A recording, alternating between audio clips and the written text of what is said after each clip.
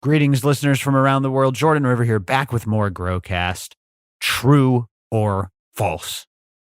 Today, we got Matthew Gates on the line. We're here. We're doing a true or false quiz. It's all about IPM and bugs. I know you guys are going to love this one. We got a Pestapalooza Masterclass coming up July 13th and 14th. You can find more at growcastpodcast.com and use code GROWCAST to save $20. The goodie bag is worth more than the price of admission. Come on down, everybody. Cannot wait to see you July 13th at Next Level Garden Supply, Rockford, and July 14th at Allsip Nursery, Frankfort, Illinois. Shout out to the Midwest growers. Shout out to all the listeners, all the members all over the world. I appreciate you all. Before we get into it with Matthew Gates, quick shout out to AC Infinity. That's right, acinfinity.com. They're doing a big new product drop. Do you know what it is? We'll see very, very soon. You can go to acinfinity.com, use code GROWCAST15 for the biggest savings on the best grow fans in the game. All-in-one grow kits that have tents, lights, pots, everything you need to get growing, and a whole bunch of accessories. Guys, go and grab some of those garden sleeves. We just did a Q&A for the members, people talking about hash rash and how bad their garden makes their skin react. Mary Beth actually said, the serration of the leaves contributes to that a little bit, just the tiniest bit, kind of scraping on your skin and getting those molecules in there and causing that allergic reaction. No more. Go get some glasses from AC Infinity to protect your eyes and some farming sleeves. Get yourself scissors, get yourself ratchets, whatever you need, it's there at acinfinity.com. They do a bunch of cool stuff now. They got heaters, they got dehumidifiers, they got everything you need to grow and to deck out your tent. The best quality. They started with the best fans. Now they're doing everything. acinfinity.com. Always use code GROWCAST15. It helps us. It helps them. And we appreciate you helping keep the lights here on at GrowCast. acinfinity.com, code GROWCAST15. That's the one. Go and use it. Thank you to everybody using code GROWCAST15 at AC Infinity. All right, let's get into it with Matthew Gates. Thank you for listening and enjoy this show. Hello, podcast listeners. You are now listening to Growcast. I'm your host, Jordan River, and I want to thank you for tuning in again today. Before we get started, as always, I urge you to share this show. Turn a grower onto Growcast. Turn a smoker onto growing. It's the best thing that you can do to help us on our mission of overgrow. Make sure you're subscribed, follow us, do all the things, and hit up growcastpodcast.com for all the action. There you'll find the seeds and the membership, the classes, and all of that. Quick shout out to the Grand Pheno Hunters. We did sell out our Pheno Hunt boxes. Thank you, everybody. Thank you to all the members. And quick announcement here at the beginning. Big thank you to Hygrozyme for being the official sponsor of the Grand Pheno Hunt. That's right. They stepped in, sponsored the hunt. They're putting up the prize money for you guys because they love supporting the community. So shout out to Hygrozyme and shout out to all the Grand Pheno Hunters out there. Speaking of the website and classes, we have our next instructor on the line with us, of course, coming to Illinois for Pestapalooza, July 13th and 14th. None other than, I already gave it away with the Pestapalooza. None other than Matthew Gates is on the line. What's up, Matthew? How you doing, man? I'm doing well. Good to hear you. Good to get you back on the show, man. Excited for our class in Illinois. It's going to be fun. Yeah, I'm really excited for this area because I've been reading and researching Illinois and a lot of the Corn Belt lately too, so I'm all up to snuff. Yes, exactly. The corn pests. You do like to study up on the regional areas that we go to. I do like that. It does seem to be, that's got to be a hard part of your job. It does seem to be so specific to locations, right? The different pressures that people face. And I believe that was one of your IPM tips was become familiar with your area. I think that's really good advice, Matthew. Yeah, no, I appreciate it. And it is hard. For most of human history, we would only have regional pockets of information. But nowadays, it's easier than ever to get environmental information, have extension agencies that their whole job is to figure this out, and people like myself as well. And I want to make sure that it's high value for people, for every location we go to. Yeah, that's awesome, man. I love it. For those who haven't heard Matthew's old episodes, go back and listen. Like I said, I think the last one was top IPM tips or mistakes. That was a cool list episode. We have a bit of a list episode today, or more specifically, a true or false episode. This was an idea that I had kicking around in my head. I get asked questions, topics come up, in the Growcast community, and I want to cue Matthew up in this kind of true or false quiz kind of way and pick his brain, see how we can answer these questions and then go deeper and extrapolate on them and teach the listeners some new IPM information. So does that sound good, Matthew? We're going to get into some true or false. I know you weren't ready for a quiz, but it is a Growcast quiz on this episode. We'll go true or false, though, so it's easy. I'm ready. It's easy. Sounds serious. Now, I'm sure some of these are going to have qualifiers, right? I'm sure it's going to be partially true, partially false, things like that, which I guess if it's partially true, then it has to be partially false. But let's hop right into it, man, with the Pest True or False quiz with Matthew Gates, part 1. Little teaser there. So here we go. Here's the first true or false question. Aphids cannot spread from one family of plants to another. I guess it's a statement. True or false? Aphids cannot spread to one family of plants from a different family of plants. No, I like how you're asking this question because it's the kind of question that I get very often, like phrased in this way. And you're right, there's a qualifier. Generally, aphids are specialists, so they go after sometimes a specific species or a few species in the group higher than that, which is a genus. So a lot of times this is not going to be true. And that's a good thing because it means that a lot of aphids aren't going to be a threat to your particular crop, potentially. But there are some estimates are about maybe almost as much as 80 to 20 or maybe 90 to 10 for aphids that have this capability. But some are generalists that maybe have a few families that they can feed on. And then some are super generalists, like model aphids like the bean aphid or the pea aphid. And they might be able to feed on all kinds of plants, but maybe not at the same intensity. Maybe they do really good on some, and you might consider those primary hosts. And then they might be able to eke out an existence on other ones too. I've seen bean aphids on cannabis, for example, but they've almost never been a really huge problem for people, despite the fact that other aphids like root aphids, rice root aphid, and specialist cannabis aphid are oftentimes way much more of a problem. Oh, interesting. See, I'm learning something new right away.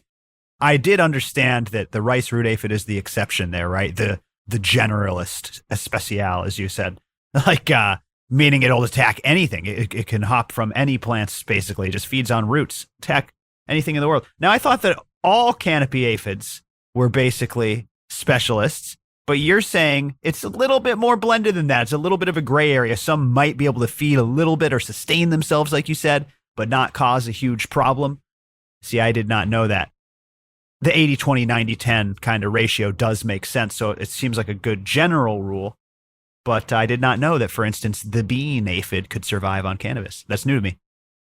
For example, because they basically clone each other, you basically get populations that don't deviate that much, but mutations do happen. We didn't know about this until we were able to sequence genomes and stuff, but basically there's even populations of aphids where, to us visually, without the aid of really powerful microscopy or whatever, they look identical. But genetically, they're very different. So you get populations that might get far away from the core population, and maybe they're able to feed on a different plant, and then over time they adapt and they get better and better and better, and then you have a new species. So that's how that specialization happens. Oftentimes, not always. Wow. But it does make sense. Yeah. It's funny, I just saw an example of this. I was with a member down on his farm in Oklahoma. He was growing wheat or some sort of grain in his greenhouse, and he was going to harvest that grain and use it for something else on the farm, and then he was going to grow his cannabis there. And he already had some cannabis in the same greenhouse, but most of it was this grain, right? It was like wheat or something. And it got infested with aphids. Bad. They were everywhere. And the only thing separating the bed of wheat from the cannabis plant was just a walkway, 3 feet of walkway. And he was all freaked out when he had me over. And I was like, dude, look, they're literally all concentrated on the wheat. Not a single one transferred across the greenhouse. There's video in our Patreon of this. I mean, I had heard about it, right? You had told me this. I had heard this in Pestapalooza, but it was eye-opening to see it in real time. There was nothing to separate those cannabis plants from the wheat plants, and none of the aphids came over. I assume because they were specialists. They must not have had the capability to feed on that plant, right? Yeah, a really popular one that people use as biocontrol attractants. See, what you can do is you can grow what's called the bird cherry oat aphid. And it's actually very closely related to the rice root aphid. but it only feeds on like grasses for the most part, like rye and barley, so or wheatgrass. So you can like grow them as a crop, so to speak, on this alternative host. They will attack your cannabis and many other plants as well. And then you will attract parasitoid wasps that will come and parasitize them. And those wasps might be generalists, even if the aphids are more specialized, or at least they won't go after the things that you care about. That's You can have those fascinating. like kind of concentrate there, and then they passively kind of scope your location. So it might look very intimidating to see, like, I know mustard plants are really like there's popping off springtime, summertime. They were here in California. We get those mustard aphids, and they're often like waxy. And if you have like a bunch of them on that like fledgling mustard plant somewhere around, like it can look like it'll kill everything else, but that's not the case. Yeah. But you're saying it'll invite predators, right? If you have all this Yes. food, it'll invite predators, like you said, probably other insects, birds even maybe. Doesn't it attract birds to have a bunch of aphids? Yeah, some insectivorous birds for sure. Yeah. That's cool. I'd never thought of it like that. And when you do garden with that more, especially when people are outdoors, like mimicking nature style, right? Like inviting in microbes, inviting in predators, inviting in wildlife. I do think you start to see benefits from that. Yeah, definitely. I think it's important to be realistic about the what you expect to gain, but I also feel like it's really important. In order to do that, you have to kind of understand what the dynamics are. And if you take nothing else away from this, it's that you can, for the aphid parasitoids and predators like hoverfly larvae and things like that, look for examples of these new bugs, become familiar with them, and try to attract them with like a bunch of plants that have little small florets, like sweet alyssum does. Mint plants have this, that kind of thing. And then also don't be afraid to let the aphids kind of exist on these plants and learn what those aphids are and what they look like, because they can look kind of distinctive and you can get a good sense of it. It's really not that difficult. Oh, yeah. It's something that we actually go over extensively in some of our other content. Look for the butt tailpipes. Now, so what you're saying is aphids cannot spread from a family of plants to a different family of plants. Generally true, partially true, let's say, but not a hard and fast rule. Guess the answer is kind of no if you include the rice root aphid, like you said. Yeah, and there's a few other ones that are like really good. But then we find out that, is it the same species or is it like a bunch of different like subspecies that may or may not be able to reproduce? Because aphids rarely sexually reproduce. Right. So then you get into this like weird thing called a ring species where like, if you have a mountain, maybe you have an organism that lives at the top, the peak, and then it can mate with the species right next to it down on the mountain. And then that one can mate with the one above it and below it. But then the one on the top and the one two score down are reproductively isolated. Right. So this kind of stuff happens a lot in nature. So it creates for us a really hard time sometimes of knowing what's in front of us, actually. Just on the subject of aphids and attack of the clones, how they reproduce clonally, are there a lot of pests that do that, or is that kind of like a special ability of the aphid when it comes to pests that we fight? There are other insects and mites that can kind of be clonal or kind of semi-clonal. Like we've mentioned before many times on Pestapalooza and other places that like the two-spotted spider mite you have to watch out for because you only need one female. If you have a male, it's not going to work out. But if you have one female, it will produce eggs that are all males, and then it will mate with those sons and then produce females through a sexual reproduction. So all you need is one two-spotted spider mite for that to happen. For aphids, usually they're only female, you rarely see males, and they'll just parthenogenetically reproduce. So they're just constantly going to asexually reproduce. And then some might have males sometimes, and others are just completely like this the entire time. And they might host switch from, so you get some that are like what I was saying before, where they'll move from grassy, herbaceous kind of plants to woody tree-like plants in the autumn and winter. So the rice root aphid does that, for example. But because it's from East Asia, when it comes to like North America or Europe, it'll change its behavior too. So it's complicated. That is crazy, man. That's super crazy. And that is a nasty pest, I'll tell you what. You can tell just, by the way you're describing it. So versatile, so resistant. Yeah, nasty pest. Definitely not one that you want, the rice root aphid. Okay, so let's move on to our second true or false in this quiz. This one has to do with pest control. True or false? Adding a bit of unscented dish soap to a spray can increase killing power versus certain insects. Talk to me about that. There's some products out there that can work this way where you would have like a small surfactant. But dish soap, got to be careful. I think there are some products out there that where people have found that you can kind of substitute that sort of thing. But you have to be careful about like label and those kinds of dynamics. Generally speaking, people do a lot of testing to make sure things work really well, and you might damage some equipment or something if you don't, follow the instructions. Or some low quality ass soap. Yeah, and sometimes you don't even know. Like you might have like done it before and it worked out, and then maybe they changed the formula on you. Because that does happen over time. So that's a thing to consider. But the logic to it kind of makes sense that, if you know how understand how surfactants work, soaps can work this way where they basically make the water wetter and it will glomp onto surfaces better, which makes the coverage better, which means that a lot of times it will enhance the likelihood of contact with the like microbe or toxin that's being applied. That is exactly what I've heard in the past. And even so much that like if you're dealing with microscopic pests, you really want that lower surface tension in the water and that better coverage because they are microscopic and sometimes harder to affect. That's what you just said is literally why I was told to add a wetting agent. Now, what about soap from a killing perspective? I know they even sell, like Safer is a brand that sells insect killing soap. Is there also a mode of action where they're dying from this soap? Yeah, I think so. I think sometimes for certain products, I think it's a little bit hard to like say, well, like what's like the main killing factor?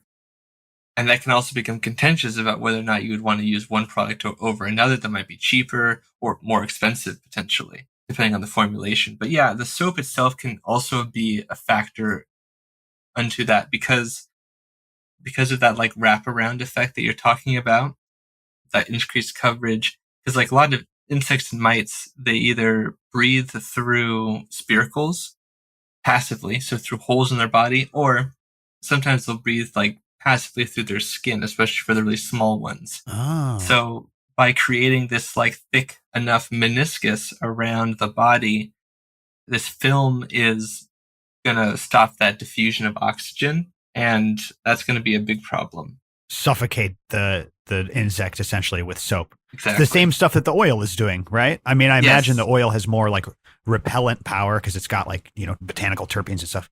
But the oil can be oily too, and that's kind of what I mean. It's hard to separate like the soap versus the oil, right? But yeah, like both of them can be having kind of a similar effect. That's my understanding. Okay, yeah, no, absolutely. Yeah. Now, these spiracles, as you called them, am I pronouncing that correctly? Spiracles? Yeah.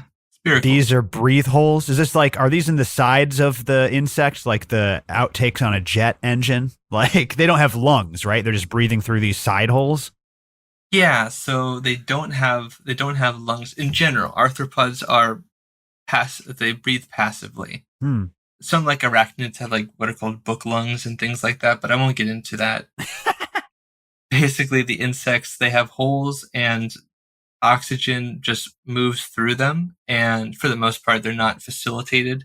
Whoa. So in the middle of an insect's body is basically a sac of flesh called the hemolymph, or the hemocell. Essentially, the casing of the body is just like fleshy and liquidy. It's like a big liquid bag, and the body just squeezes itself. It does a lot of muscular contractions, and that pushes the oxygen around the body, essentially. So you might have seen like bees or wasps when it's really hot outside, and many other insects. You might see their abdomen like shakes or like kind of elongates and then retracts really rapidly. And you might think, oh, it looks like angry or upset, or maybe it's going to use like a stinger. But really, it's just yeah, it's just breathing basically, and there's a lot of energy to like fly. Yeah, so that is fascinating. Yeah, you're right. Look, it's doing something. It's pissed off. yeah. It looks intimidating. Yeah, totally. It's flexing is what it's doing. But you're saying it's just breathing. So fascinating. And the passive breathing is also fascinating. I guess that's why a lot of the goopier, oilier, soapier IPMs are effective. So I guess we can go with the true there. At least like a Mythbusters style plausible. Yeah, plausible. There you go. Drop the license plate. Okay, this is great, dude. I want to make sure we get through all of these. So let's move on to the next one. I hear this one a lot, man. I hear people talking about it rather. True or false? Ladybugs are an effective, broad spectrum predatory insect. True or false? I would say false. Oh, where's the buzzer? Talk to me about this because they're like the mascot of predatory insects, but no one really uses them, I feel like. Well, it's good to hear that because a lot of people use it in a way that's, well, they don't maybe understand. So lady beetles, they're attractive. They look brilliant. They have the color, the red color. And so for people, they're very eye-catching. For like a lot of things though. But most lady beetles feed on aphids primarily. There are other lady beetles that don't look like the traditional lady beetle, like Delphasis catalini is a whitefly feeding specifically lady beetle. It's much smaller and it's totally black colored and shiny. Whereas Cryptolaemus montroseri is the mealybug destroyer. It's got an orange colored. Is that actually what it's called? I'm sorry. The mealybug destroyer, yeah. Beetle. I thought yeah, that was like a nickname you gave to it. That's a real the mealybug destroyer. That's what they call it. That's the best title in entomology that I've ever heard. Yeah. Wow. Well, that's the common name. The mealybug destroyer. Does it really destroy mealybugs? Destroyer. It's really good. But it just destroys mealybugs. Well, it primarily feeds on mealybugs. There are examples in research where it's gone after aphids, other things, but like the thing is that it was actually a very potent biocontrol, and it was used against I think cottony cushion scale and a few other like citrus mealybug in California is very famous, and now it's everywhere because of it. Feeding on the mealybugs, and it's one of the species that has some fame attached to it because of this success like a long time ago. Sure. And so it's definitely got a reason for that name, but it's a lady beetle too. People might forget or not realize, and the larvae look like mealybugs, a little bit of cryptic mimicry. You might not think of that as a ladybug when we just see like the red classic ladybug with the white collar. I know they do come in a lot of different shapes and sizes. So why do they not make a good predator insect then? Too specialized? Yeah, I mean, you couldn't just use one. You'd have to know which one to use. But then if you select the right, species, that's a totally different thing. The thing about a lot of the lady beetles people use for aphids is that they're either harvested destructively, like we've talked about before. Oh yeah, you did mention that. Yeah, they're harvested destructively, and also they're often harvested when they're hibernating. And they keep them cold to extend that. But then their behavioral ecology is such that when they are exposed to the sunlight, they want to move and they want to fly a great distance. So that doesn't really help you out. Yeah, that's right. They end up buzzing all over your room, right? And then they also only eat until they're full. Didn't you once make a distinction on my show that like a predator wasp is going to sting and kill for the thrill of it? I believe that's your exact words. Whereas like things like aphids eat until they're full. Is that true or am I making that up? I think you were remembering when I was talking about might have been Diglyphus, which is a wasp that goes after leaf miner larvae. And what was interesting was that the females, they have to make the wasp, they have to make a choice. Do I put a female egg or a male egg on a larva that's smaller or bigger? If it's a bigger larva, there's more nutrients, and the female needs more supplies because it's going to be a reproductive and make eggs and stuff. Wow. But what was found is that if you don't starve them, if you give them like flowers and banker plants and things for them to feed on, the nectar and water resources, they will kill more larvae than they have eggs for. So that works out nicely. Wow. Because they sting the leaf miner larva that's inside the leaf margin and paralyze it before they deposit the egg right next to it and not inside it like a aphid parasitoid does. Oh, wow. Yeah, the predator wasp. That's right. I don't know if I misspoke and said predator aphid earlier. No, that's very interesting. And Whereas the ones that eat, well, they're going to have to wait until they're hungry again to go kill it. Yeah, they have a what's called a type 2 response. So they will eat and they can't like carry food with them like a monkey can or something like that. So and like while they're searching. So they kind of like they're either searching for food, reproducing, or they're eating. So it's a numbers game, and also the larvae are trying to develop. The adults are already developed. They need food to eat and make eggs, but besides that, the larvae are the ones that are way more voracious. So you would want the larvae anyways, not the adults, which are usually harvested. Ah, that's right. That's right. Crazy. Okay.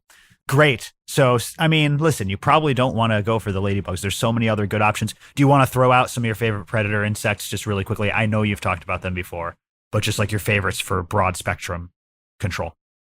For sure. Well, I want to say that if you're going to use a lady beetle for mealybugs, get that mealybug destroyer. For whitefly, get the Delphasis. I will say those have really been effective for me. But if you want to go a different route for aphids, I like green lacewing larvae. I think they're really great. If you're in a country like in Europe, there's some hoverfly larvae you can buy commercially. This might be the case in North America in the future. I don't know. But attracting hoverflies and their larvae, which look them up, find what they look like, that's really great because even if you can't buy them, the larvae will eat all the aphids. And you can see these hoverflies kind of moving. They look kind of like wasps sometimes, their coloration, and they like move like hummingbirds do. And you'll probably notice them but didn't realize it before. So if you're growing outdoor especially, you can attract them. And that's really great. Growcast membership, the greatest cannabis community out there, folks. Growcastpodcast.com/membership. Come and see what we're all about. Our mission is overgrow. I want to get you growing. I want to get you growing the best possible harvest that you can. No more troubles in your grow. You got a pest infestation. You got a deficiency that you need identified. Don't just hop online. Don't use Google. Don't go to the Facebook forums or post on Instagram. Let us help you. We will walk you through. We will fix your grow. It's like insurance for your grow, okay? Plus, you get hundreds of hours of bonus content right away, instant access, live streams every single week, members-only discounts, visual resources every single month, jumbo giveaways, small giveaways every single week. We're in the Discord hanging out with each other, encouraging each other, helping each other grow. It's amazing. It's Growcast membership. We want to make growing fun again. Growing should be fun and easy. It shouldn't be challenging. It shouldn't be isolating. It should bring you closer together to other people and other people who share the passion for this amazing plant. You can find it all at growcastpodcast.com/membership. We don't put you down over grow style. We just help uplift each other, help solve each other's garden problems. We're a positive, plant-oriented community, and we really stick to it, folks. Growcastpodcast.com/membership. Shout out to all the members. I'll see you on the inside, everybody. I appreciate you. And huge thank you to all of the Growcast members. See you on the inside, everybody. Growcastpodcast.com/membership. True or false? Predator insects need pests to feed off of in order to survive. True or false? I think that's generally true, but there is some caveat. Ooh, talk to me about that. So, like, a lot of commercial biocontrols, they only are used because research has shown that they can be very effective as a control agent. So just because a predator eats a pest insect or a pest mite or whatever, it doesn't make it automatically a good choice. So a lot of research and development goes into finding out if it's going to work in many different crops, many different conditions, or which ones, what are the limitations. And a lot of times it's based on how voracious it is and whether it can feed on a particular host. That's a huge problem.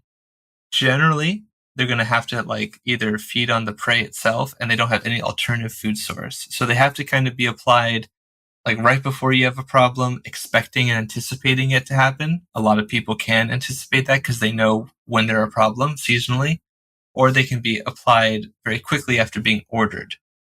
But there are some predators, like certain predatory mites, like Swirsky, Cucumeris. They feed on pollen and they feed on their various insect prey and mite prey.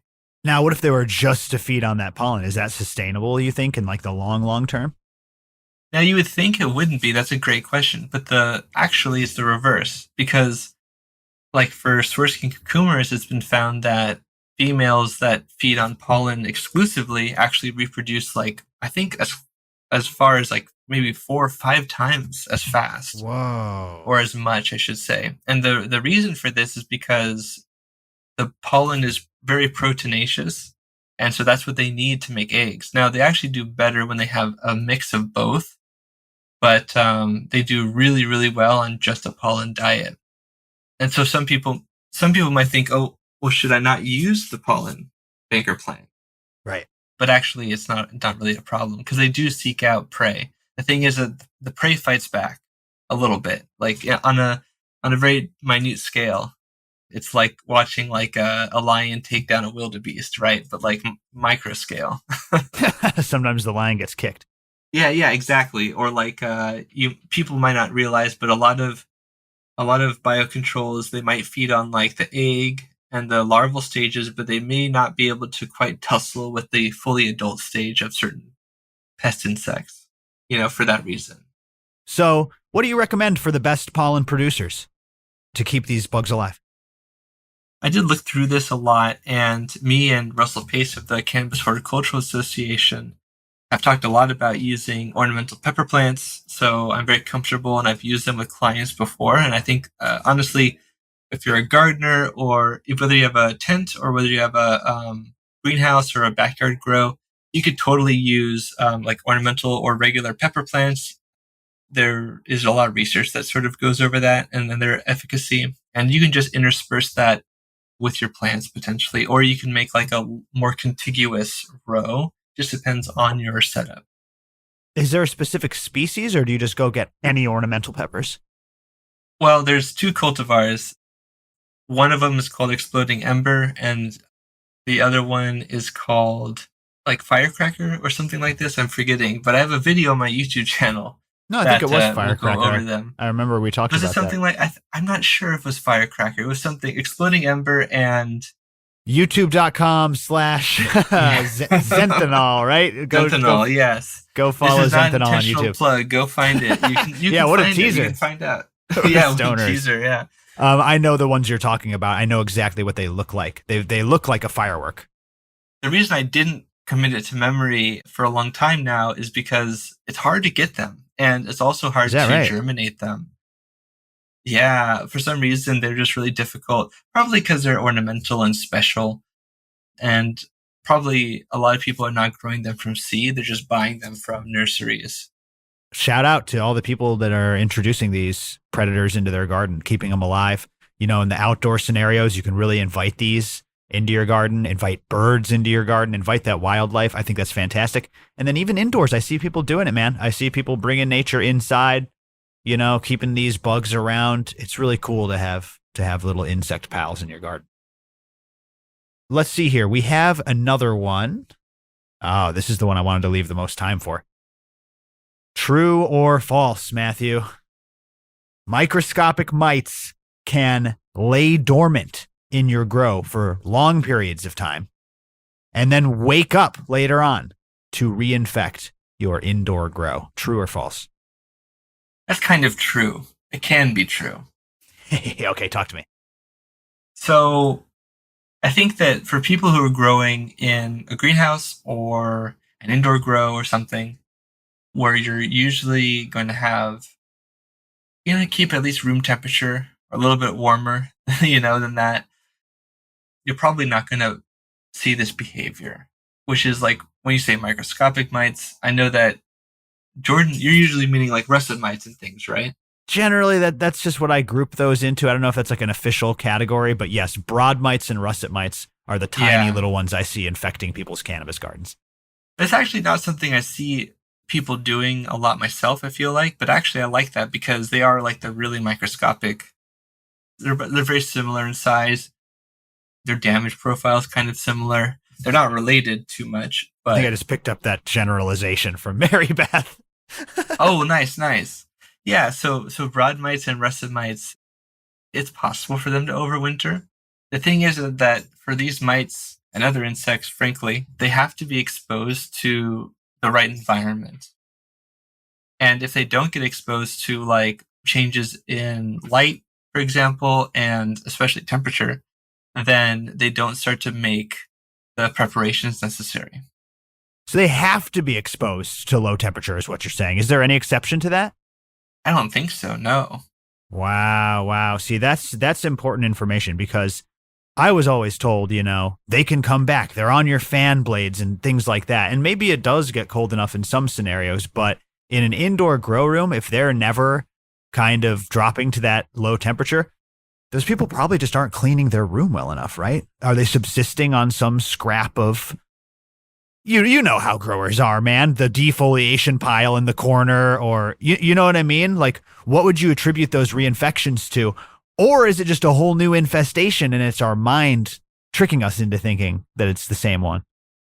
See, those are both really good examples of something very plausible. And I can tell that we've spoken many times because those are like the top two that come to my mind first. Is you got to kind of control your biases a little bit, consider like, well, what if what you thought was true was false? Or vice versa. What if something you thought was false is true? Just like this question and answer we're having. Getting deep. Yeah, absolutely. It's getting a little meta. Yeah. So these mites, like russet mites, broad mites, they have to feed on living plant tissue. So they can't subsist on dead plant tissue. And a lot of times they have a very small body and a very short lifetime. Right. So that means that they will die pretty quickly without food. Now, how much leeway is on that, though? Like I said, if I defoliate a healthy green leaf and there's a whole pile of them, surely a mite could subsist off of that leaf for a little while after it's not like the second it's defoliated, they can't feed off of it anymore, is it? Right, exactly. So I think that, and this is just speculation at this point, but once the leaf loses a bunch of turgor pressure, I imagine that it'll be difficult for like russet mites and broad mites. I believe they both feed through their stylet, so kind of like almost like a needle, like proboscis kind of thing. And they stick it into the individual cells, and they suck out the contents. Whoa. Generally speaking. So that's how actually spider mites feed too, but they're bigger. But they do a similar kind of thing. You also see the russet mites too, because their damage causes that gnarled tissue as well. So in a lot of ways, that shelters them from like predators, and also shelters them from like inclement weather. And in nature, what they'll do a lot of times is that they will like fall off of like leaves and branches that naturally fall, kind of like what you're talking about, or they might like rest themselves in like branches or nooks and crannies of their particular host plants. So then when the winter if they're in temperate location, winter happens, and then hopefully some population survives for them. And then look, like their seedlings for the next year are also growing around the same time in case they're on an annual that died last year. And that's how the cycle continues. Man, I think that this subject is misunderstood as definitely something that I've misunderstood in the past. So we shouldn't be too worried about that. If we do a thorough clean, we shouldn't be too worried about there being some sort of sleeping pest that's going to magically reawaken when plants are in the room again.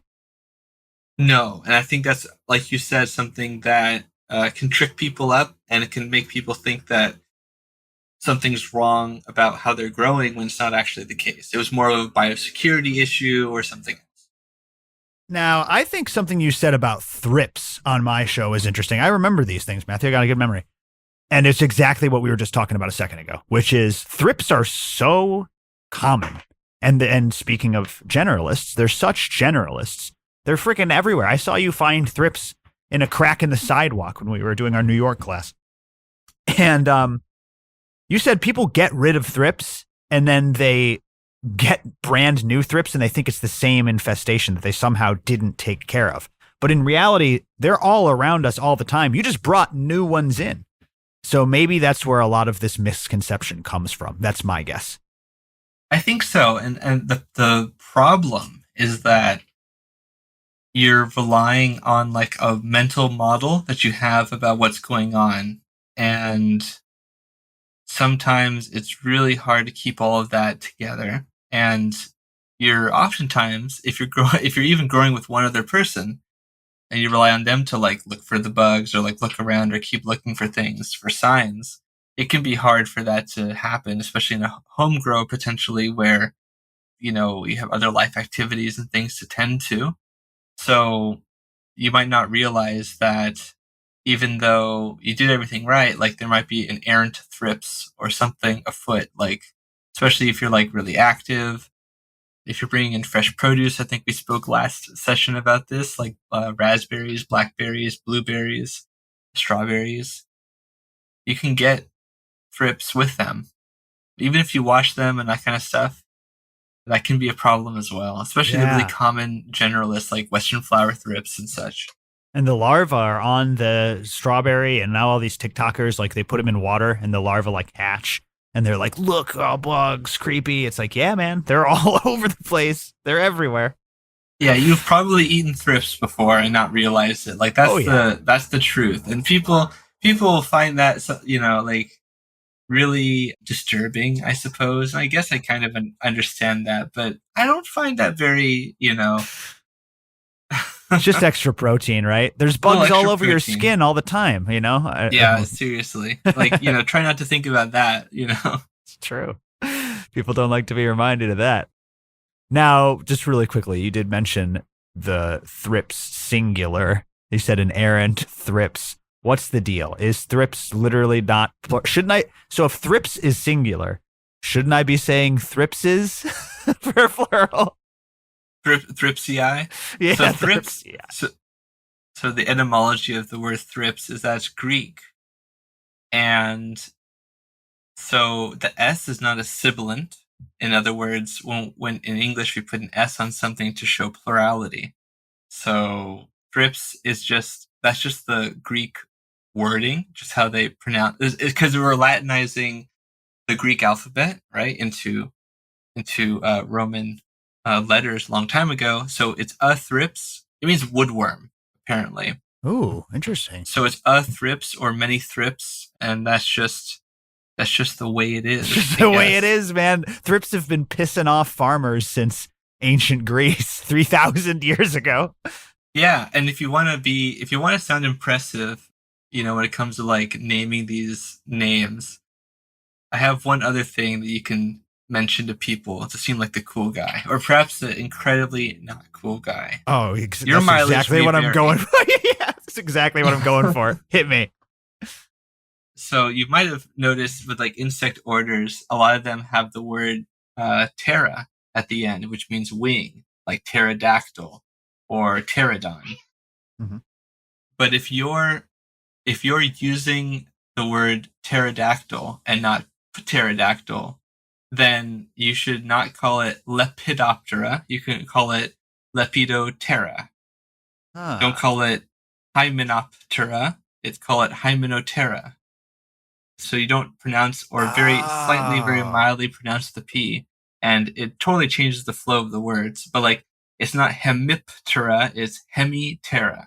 Right. It's not pterodactyl. It's not pterodactyl. Yeah, okay. For those who care, and Okay. as long as words, look, Wittgenstein is my favorite philosopher, and he would tell me straight up, look, as long as I communicated the message, Yes. that's kind of what matters. So that's what matters.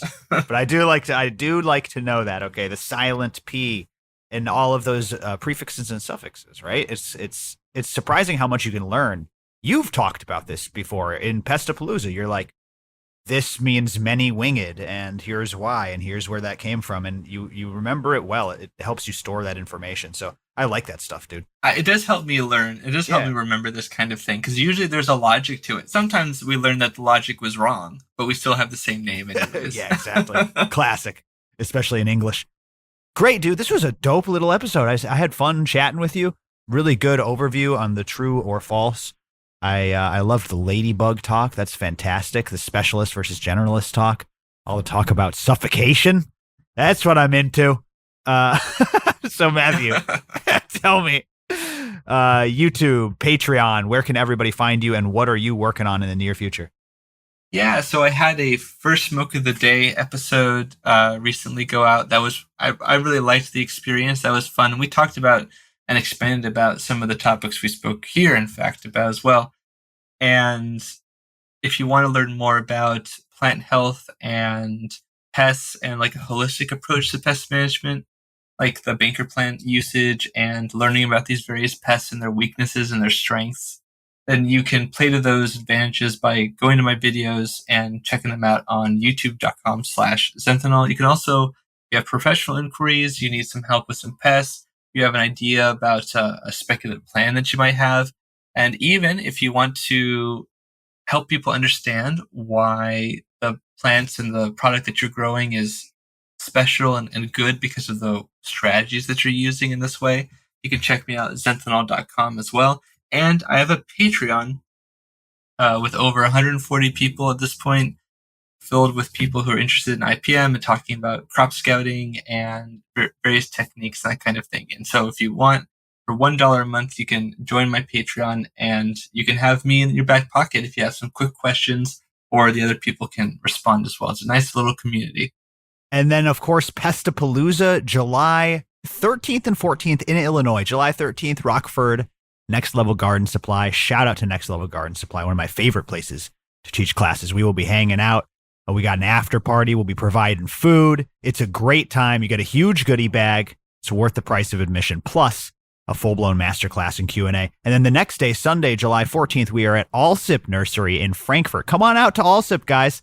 I know that's a huge nursery down there. I would love to see you there. If you're in the area, come on down. If you're going to drive far, DM us for a special code for extra discounts if you're coming from out of state, or just use code GROWCAST for 20 bucks off. Now, members get 25% off, so shout out to the members. You might want to check that out. It's worth it because every Pestapalooza is a blast, man. When you get the chance to pick Matthew Gates's brain, long form, it's fantastic. And then we send you home with like a bunch of resources, a bunch of products, microbes, seeds. It's fun. It's a lot of fun. Matthew, I'm looking forward to this Illinois class, my home state, my stomping grounds. Honestly, guys, don't sleep on the goodie bag and the learn and burn, because it's one of my favorite ways to teach. And it's one of my favorite ways to hang out with people. And you guys really do get a bunch of cool stuff. I'm not just saying that. Everyone's going to say that for any project they got, but Jordan's got it. He really hooks it up. Oh, man, you do a great job. I'm really looking forward to it. Grab those tickets, guys, and I hope to see you there. And if not, just continue to listen to this show and subscribe to Matthew Gates's YouTube. We got plenty more content coming at you. Now, I am going to be switching to video format soon, so don't get too comfortable with these audio episodes every other week. Stay tuned for that. That's going to be big. But if you do listen on audio to this feed, nothing will change. I will still continue to release audio here for all you audio heads. But that's all for now. Thank you for tuning in. Matthew, thank you so much for coming on the show, man. Appreciate you. I love coming on. We'll have you back really soon. Stay tuned, everybody. That's all for now. GrowcastPodcast.com. All the things up there. Go and grab those Pestapalooza tickets, and I'll see you guys on the next episode. Jordan River, Matthew Gates signing off, saying to you, be safe out there, everyone, and grow smarter. That's our show. Thank you so much, everybody. I appreciate you. Thank you to Matthew Gates. Pestapalooza, July 13th and 14th. Go to growcastpodcast.com/classes. Brings you right there. Code GROWCAST for 20% off. Members, of course, getting 25% off. Come on into membership, guys. You won't regret it. I would love to see you on the inside, and we are waiting to help boost your grow and spend time with you in the garden. Nerd out about this amazing plant, right? That's what we're here for. GrowcastPodcast.com. Thank you, everybody. Go there. I'll see you here in 2 weeks. Like I said, video content coming soon, so stick around. Got some really cool stuff in the works. Don't touch that dial. Love you all. Be well out there. Bye-bye.